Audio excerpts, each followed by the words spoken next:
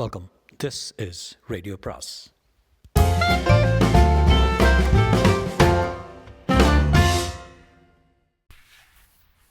அனைவருக்கும் அன்பு வணக்கம். ராஜேஷ்குமாரின் நில் கவனி காதலி அத்தியாயம் 23. கதை ஆரம்பிக்கும் முன்னால் மன்னிப்பு கேட்கணும் உங்களுக்கு கூட. ஃபர்ஸ்ட் ஆஃப் ஆல் என் சவுண்டு இன்னும் மோசம்தான். கொஞ்சம் உடம்பு சரியில்லாமல் போச்சு ஒரு 2 நாளுக்கு. ஆக்சுவலி இன்றைக்கி கூட அவ்வளோ பர்ஃபெக்ட்லாம் ஒன்றும் கிடையாது. இருந்தாலும் சும்மா இருக்க முடியாதனால ஸோ ஏதாவது பண்ணிகிட்ருக்கணும். Voice is still not good, but இருக்கிற வச்சு அது மட்டும் இல்லை, இந்த கதை முடியும் தருவாயில் இருக்கும்போது நடுவில் நிறுத்த சரியில்லை. ஸோ அதனால் I'm just going to try my best and read this. Okay, மன்னிச்சிங்க தப்பாக இருந்ததுன்னா. முடிஞ்ச வரைக்கும் இதை முடிச்சிட பார்க்குறேன். நில் கவனி காதலி அத்தியாயம் 23.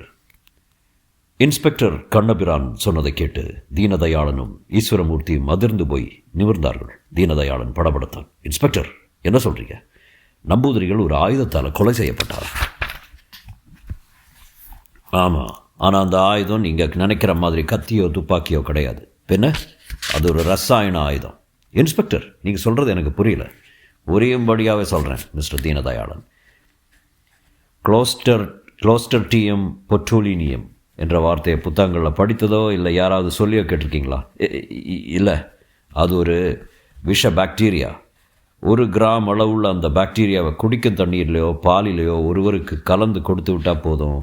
அது இரத்த குழாய்களில் பயணம் செய்து இதயத்தில் போய் தங்கி 1 மணி நேரத்தில் பல்கி பெருகி மாரடைப்பு ஏற்படுத்தி மரணத்தை உண்டாக்கும். நம்பூதிரியின் மரணமும் அந்த பாக்டீரியாக்களின் காரணமாக தான் ஏற்பட்டுள்ளது.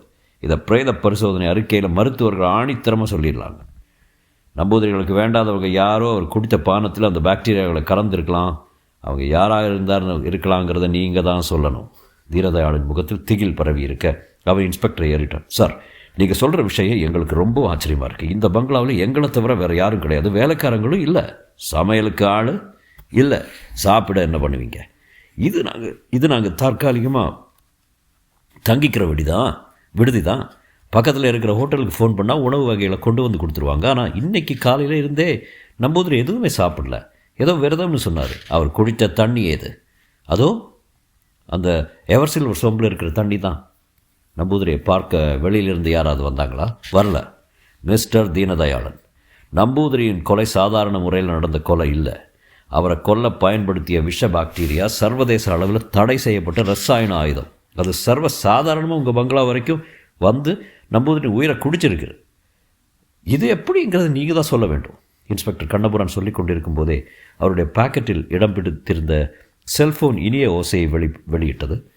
எடுத்து காதுக்கு பொருத்தி ஹலோ ஹலோ என்று குரல் கொடுத்தவர் மறுமுனையிலிருந்து எந்தவித சிக்னலும் வராமல் போகவே அறையை விட்டு வெளியேறி போர்ட்டிகோவுக்கு போய் பேசினார். ஹலோ. மறுமுனையில் போலீஸ் கமிஷனர் பேசினார். என்ன கண்ணபிரான், அந்த விஷ பாக்டீரியா பற்றி ஈஸ்வரமூர்த்தியும் தீனதயாளன் என்ன சொல்கிறாங்க? அவங்களுக்கு எதுவும் தெரியலன்னு சொல்கிறாங்க சார். நம்பூதிரி கொலை செய்யப்பட்டதில் வேறு ஏதோ பின்னணி இருக்கலாம். நம்பூதிரியோட குடும்பத்தினர் யாருன்னு கேட்டு அவங்ககிட்டையும் விசாரணை நடத்துங்க. Yes sir. கண்ணபிரான் செல்ஃபோனில் பேசிக்கொண்டிருக்கும் போதே அவருடைய பார்வை எதேச்சையாக பின்பக்க சுவர் பக்கமாக போனது. அவர் திகைப்பில் விழுந்தார். சுவரின் மறுபக்கம் நின்று ஒரு பெண் உள்ளே எட்டி பார்த்து கொண்டிருந்தாள். அழகான முகம், கண்களில் கலவரம். கண்ணபிரான் செல்போனில் மெதுவாக குரலில் பேசிக்கொண்டே பின்பக்கமாய் நகர்ந்து மரங்களுக்கு மத்தியில் நடந்து அந்த பெண்ணை நோக்கி போனார். போலீஸ் கமிஷனர் தொடர்ந்து பேசிக்கொண்டிருந்தார். கண்ணபிரான், இந்த வழக்கை நம்ம ஆழமாக விசாரணை பண்ணி குற்றவாளிகளை கண்டுபிடிச்சிட்டா நமக்கு பெரிய அளவில் பெயர் கிடைக்கும். Yes sir. கூடிய சீக்கிரமே உங்கள்கிட்ட இருந்து இந்த வழக்கு விஷயமாக ஒரு நல்ல முடிவை எதிர்பார்க்குறேன். ஏதாவது உதவி தேவைப்பட்டால் எனக்கு ஃபோன் பண்ணுங்கள். மறுமுனையில் கமிஷனர் பேசிவிட்டு செல்லை அணைத்துவிட்டு கண்ணபிரானும் செல்லை பாக்கெட்டுக்குள் போட்டார். சுவருக்கு மேல் தெரிந்த அந்த பெண்ணின் முகத்தை நோக்கி போனார். அந்த பெண் இன்னமும் தலையை நீட்டி உள்ளே எட்டி பார்த்து கொண்டிருந்தால் கண்ணபிரான் அவளுடைய பார்வைக்கு தட்டுப்படாமல் மரங்களுக்கு மத்தியில் குனிந்து நடந்தார். 10 அடி நடந்திருப்பார். பூட்ஸ் கால்களுக்கு கீழே மணல் சட்டென்று தாழ்ந்து விட தடுமாறி விடாமல் இருப்பதற்காக பக்கத்து மரத்தின் அடிப்பகுதியை பற்றினார் கண்ணபிரான். தட் என்று எழுந்த சத்தத்தில் சுவருக்கு பின்னால் இருந்து எட்டி பார்த்து கொண்டிருந்த அந்த பெண்ணின் முகம் சட்டென்று மறைந்தது. ஏய் நில்லு கண்ணபிரான் ஓடிப்போய் சுவரில் தொற்றி ஏறி மறுபக்கம் எட்டி பார்த்தார். ஆட்கள் நடமாட்டம் அறவே இல்லாத குறுகலான அந்த சாலையில் அந்த பெண் ஓடிக்கொண்டிருந்தாள். வெளிர் நீல சுடிதார் அணிந்து உயரமாயிருந்த அவள் இப்போது முழுமையாக கண்ணபிரான் பார்வைக்கு கிடைத்தாள். ஒரு கல்லூரி மாணவியை போன்ற தோற்றம். அவர் திகைப்பாய் சொன்னார், ஏய் நில்லு. அவள் ஒரு வினாடி திரும்பி பார்த்துவிட்டு ஓட்டத்தின் வேகத்தை கூட்டினாள். கண்ணபிரான் சுவரின் உச்சியிலிருந்து கீழே குதித்து நிமிருவதற்குள் அவள் சாலையின் வளைவில் திரும்பி மறைந்தாள். கண்ணபிரான் கனமான பூட்ஸ்கள் சப்திக்க தப என்று ஓடிப்போய் சாலையின் வளைவில் திரும்பினார். அவளை காணோம். சுற்றுமுற்றும் பார்த்தார்.